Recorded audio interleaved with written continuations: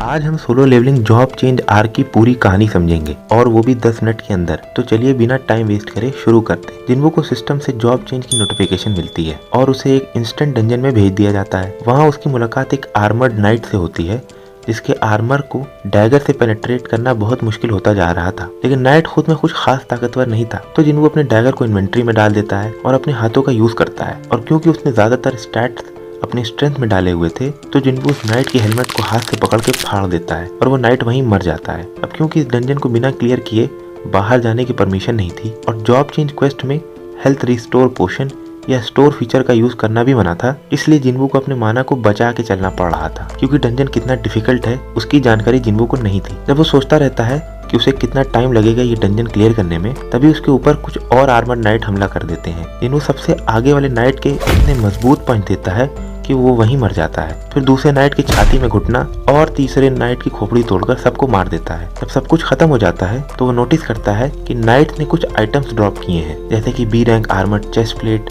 और 30,000 कॉइन्स। जब जिन्वो उन आइटम्स को अप्रेस कर रहा होता है, तभी एक असैसिन स्टेल्थ स्किल यूज करके उसको पीछे से अटैक करता है। जिन्वो उस अटैक को फील कर लेता है और उस नाइट के मुंह में डैगर दे देता है। एक मैजिशियन भी उस फाइट में शामिल हो जाता है जो कि एक फायरबॉल अटैक करता है, जिसे जिन्वो आसानी से डॉज कर लेता है। थोड़ी देर बाद और भी नाइट्स लड़ाई में शामिल हो जाते हैं, लेकिन जिन्वो उन सबको आराम से हरा देता है। जिन्वो इन सब से लड़ के थक गया है और उसे थोड़ा ब्रेक चाहिए, लेकिन तभी एक एरो उसके चेहरे की तरफ उड़ते हुए आता है। अगले राउंड के मॉन्स्टर को हराने के बाद जिन्वो को कुछ और आइटम्स मिल जाते हैं और अंत में वो बॉस रूम तक पहुंच जाता है, जहाँ उसे कमांडर इग्रिस द रेड का सामना करना है।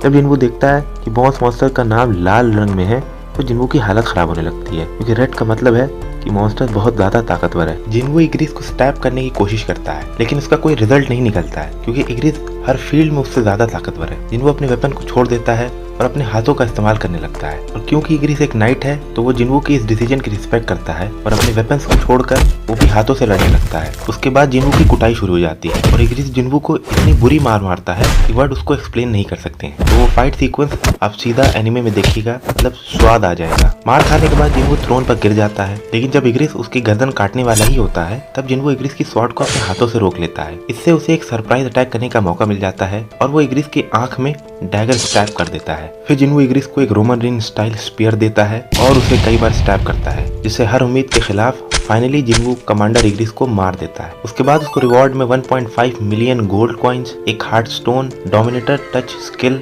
और इग्रिस के एस रैंक हेलमेट मिलता है। हार्ट स्टोन को देख के जिन्वो ये सोचने लगता है कि मैंने तो बॉस को हरा दिया है, तो डंजन को बंद हो जाना चाहिए, लेकिन उसे डंजन से बाहर निकलने का ऑप्शन क्यों दिया जा रहा है। तभी उसके आसपास कई पोर्टल खुल जाते हैं और सिस्टम एक नोटिफिकेशन भेजता है कि असली जॉब क्वेस्ट अब शुरू हुई है। सिस्टम समझाता है कि जितनी देर तक वो लड़ाई में टिकता है उतने ज्यादा उसको पॉइंट मिलेंगे और जितने ज्यादा पॉइंट्स होंगे उतनी पावरफुल उसको जॉब मिलेगी।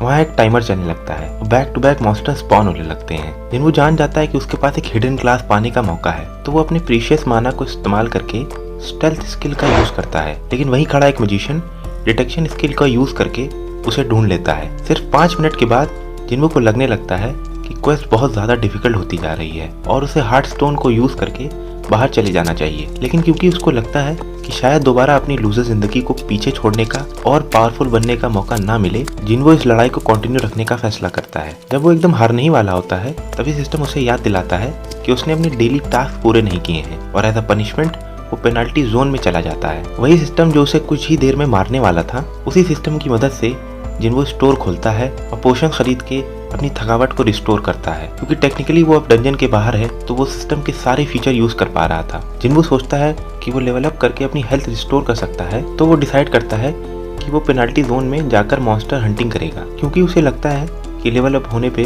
उसकी हेल्थ रिस्टोर होगी। वो पूरे 4 घंटे तक सेंटीपीड मॉन्स्टर को हंट करता है। एक छोटा सा ब्रेक लेकर वो एक नया वेपन खरीदता है जो कि स्पेशली नाइट्स को मारने के लिए बनाया गया था। और आखिर में इग्रिस को मारने के बाद जो स्किल उसे मिली थी उसका रून स्टोन ब्रेक करता है और उसे डोमिनेटर टच स्किल हासिल होती है, जो कि बेसिकली एक टेलीकिनेसिस स्किल है। जब पेनाल्टी खत्म हो जाती है और जिन्वो डंजन में वापस लौट जाता है, वहाँ मॉन्स्टर उसकी राह देख रहे थे। अब क्योंकि जिन्वो पहले से काफी ज्यादा पावरफुल हो गया है और उसके पास नाइट स्लिंग डैगर भी है, तो वो नाइट्स को आसानी से मार पा रहा था। जल्दी जिन्वो ये नोटिस करता है कि नाइट्स को मारने से उसे कोई एक्सपीरियंस पॉइंट नहीं मिल रहे हैं, इसलिए उसे पहले मैजिशियंस को मारना होगा, क्योंकि वही है जो नाइट्स को समन कर रहे हैं। जिन्वो जैसे ही एक मैजिशियन को मारता है, जो भी नाइट्स उसने समन किए थे वो भी उसके साथ डिस्ट्रॉय हो जाते हैं। जिन्वो अपनी स्टेल्थ स्किल का यूज करता है और मैजिशियंस उसे ढूंढने के लिए अपनी डिटेक्शन स्किल का इस्तेमाल करते हैं, जिसकी वजह से जिन्वो सारे मैजिशियंस को लोकेट कर लेता है। वो सबसे करीब वाले मैजिशियंस को मार देता है और अपने डोमिनेटर टच स्किल का यूज करके एक नाइट का स्कल को क्रश कर देता है। लड़ाई के दौरान जिन्वो को एक नाइट पीछे से स्टैब कर देता है, लेकिन जिन्वो उसको भी आसानी से डिस्ट्रॉय कर देता है। फिर वो दूसरे मैजिशियन को मारता है। इसके बाद सिर्फ 3 मैजिशियन बचे होते हैं। बचे हुए मैजिशियंस एक साथ मिलकर एक गोलम नाइट को समन करने की कोशिश कर रहे होते हैं, लेकिन जिन्वो इस अपॉर्चुनिटी का इस्तेमाल करता है और तीनों मैजिशियन को भी मार देता है, जिससे उसकी क्वेस्ट कंप्लीट हो जाती है। क्योंकि अब सारे मॉन्स्टर मर गए हैं, सिस्टम उसके स्कोर काउंट करता है और उसे नेक्रोमेंसर की जॉब ऑफर करता है, जो कि एक मरे हुए चीजों को कंट्रोल करने वाली जॉब है। नेक्रोमेंसर को वीक माना जाता है क्योंकि आमतौर पर वो अपने समन के पीछे छुप के लड़ते हैं। जिन्वो जॉब को डिक्लाइन करने की कोशिश करता है, लेकिन सिस्टम उसे वार्निंग देता है कि नेक्रोमेंसर क्लास एक हिडन क्लास है और उससे पूछता है कि क्या वो सच में इसे डिक्लाइन करना चाहता है। जिन्वो को एक पॉसिबिलिटी दिखाई देती है जिसमें खुद को और अपने समझ को साथ में लेवल अप कर सकता है, जिससे उसे सोलो डंजन कंप्लीट करने में काफी मदद मिलेगी। जिन्वो नेक्रोमेंसर क्लास को एक्सेप्ट कर लेता है। अब क्योंकि उसने डंजन क्लियर करने के लिए सारे मॉन्स्टर्स को मार दिया था, उसको एक स्पेशल क्लास प्रमोशन मिलती है, शैडो लॉर्ड। उसकी नई पावर से वो मॉन्स्टर्स के डेड सोल से बात कर सकता है और उन्हें समन भी कर सकता है। तो वो इस स्किल का यूज करके कुछ नाइट्स को समन करता है। समन हुए सोल्जर्स को देख के जिन्वो के सामने एक गोल्डन टिकट अपीयर होता है और जिन्वो भागते हुए इग्रिस के पास जाता है और उसे समन करने की कोशिश करता है, लेकिन इग्रिस को समन करने की पहली कोशिश